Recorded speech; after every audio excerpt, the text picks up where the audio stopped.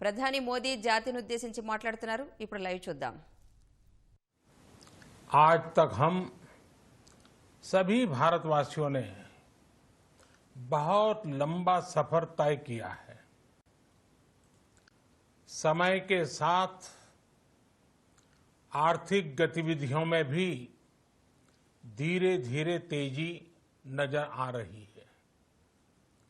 हम में से अधिकांश लोग अपनी जिम्मेदारियों को निभाने के लिए फिर से जीवन को गति देने के लिए रोज घरों से बाहर निकल रहे हैं. त्योहारों के इस मौसम में बाजारों में भी रौनक धीरे धीरे लौट रही है. लेकिन हमें ये भूलना नहीं है कि लॉकडाउन भले चला गया हो, वायरस नहीं गया है. बीते 7-8 महीनों में प्रत्येक भारतीय के प्रयास से भारत आज जिस संभली हुई स्थिति में है, हमें उसे बिगड़ने नहीं देना है और अधिक सुधार करना है. आज देश में रिकवरी रेट अच्छी है, फैटेलिटी रेट कम है. भारत में जहां प्रति 10 लाख जनसंख्या पर करीब 5,500 लोगों को कोरोना हुआ है, वहीं अमेरिका और ब्राजील जैसे देशों में ये आंकड़ा 25,000 के करीब है. भारत में प्रति 10 लाख लोगों में मृत्यु दर 83 है, जबकि अमेरिका, ब्राजील, स्पेन, ब्रिटेन जैसे अनेक देशों में ये आंकड़ा 600 के पार है. दुनिया के साधन संपन्न देशों की तुलना में भारत अपने ज्यादा से ज्यादा नागरिकों का जीवन बचाने में सफल हो रहा है. आज हमारे देश में कोरोना मरीजों के लिए 90 लाख से ज्यादा बेड्स की सुविधा उपलब्ध है. 12,000 क्वारंटाइन सेंटर्स है. कोरोना टेस्टिंग की करीब 2,000 लैब्स काम कर रही है. देश में टेस्ट की संख्या जल्द ही 10 करोड़ के आंकड़े को पार कर जाएगी. कोविड महामारी के खिलाफ लड़ाई में टेस्ट की बढ़ती संख्या हमारी एक बड़ी ताकत रही है. सेवा परमो धर्म के मंत्र पर चलते हुए हमारे डॉक्टर, हमारे नर्सिस, हमारे हेल्थ वर्कर्स, हमारे सुरक्षाकर्मी और भी सेवा के भाव से काम करने वाले लोग इतनी बड़ी आबादी की निस्वार्थ सेवा कर रहे हैं. इन सभी प्रयासों के बीच ये समय लापरवाह होने का नहीं है.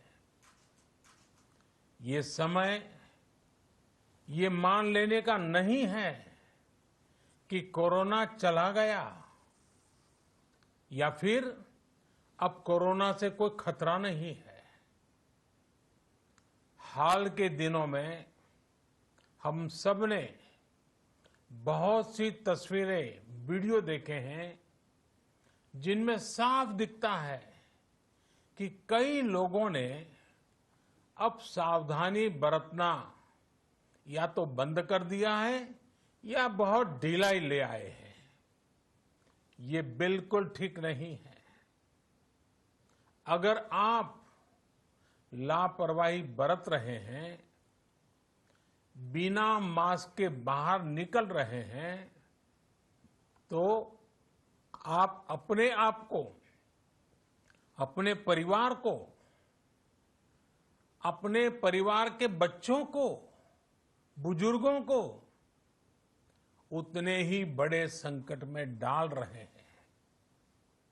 आप ध्यान रखिए, आज अमेरिका हो या फिर यूरोप के दूसरे देश, इन देशों में कोरोना के मामले कम हो रहे थे, लेकिन अचानक से फिर से बढ़ने लगे हैं और चिंताजनक वृद्धि हो रही है।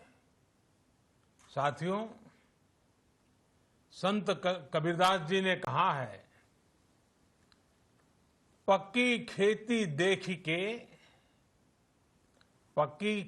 देख के गर्व किया किसान, अजहू जोला बहुत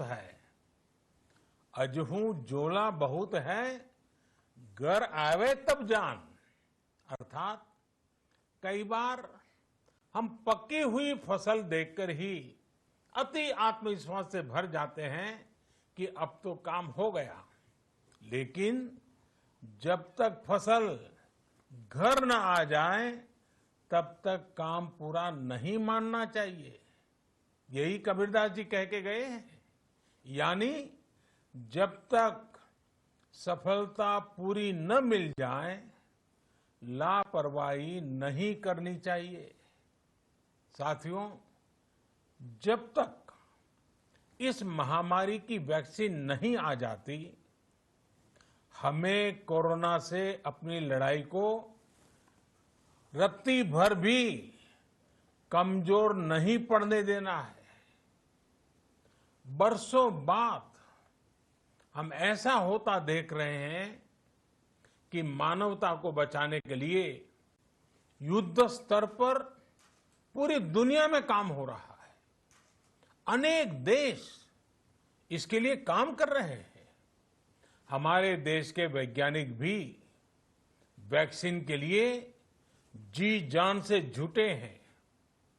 भारत में अभी कोरोना की कई वैक्सीन पर काम चल रहा है। इनमें कुछ एडवांस स्टेज पर है, आशास्पद स्थिति दिखती है। साथियों, कोरोना की वैक्सीन जब भी आएगी, वो जल्द से जल्द प्रत्येक भारतीय तक कैसे पहुंचे, इसके लिए भी सरकार की तैयारी जारी है।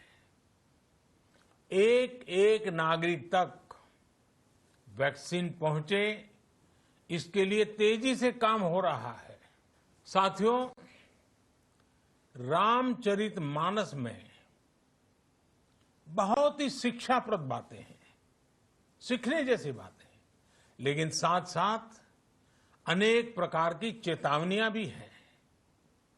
जैसे रामचरितमानस में बहुत बड़ी बात कही गई है, रिपु रुज पावक पाप। रिपु रुज पावक पाप प्रभु अहि गनीय न छोट करी। अर्थात आग, शत्रु, पाप यानी कि गलती और बीमारी, इन्हें कभी छोटा नहीं समझना चाहिए। जब तक इनका पूरा इलाज न हो जाए, इन्हें हल्के में नहीं लेना चाहिए। इसलिए याद रखिए, जब तक दवाई नहीं, तब तक ढिलाई नहीं।